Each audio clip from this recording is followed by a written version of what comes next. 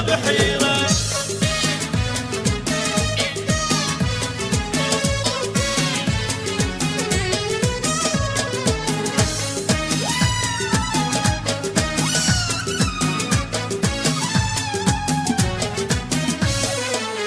الأسد يمشي على جرحه وما يبين بجريح، هذا طبعك يا عراق ما يصح إلا الصحيح.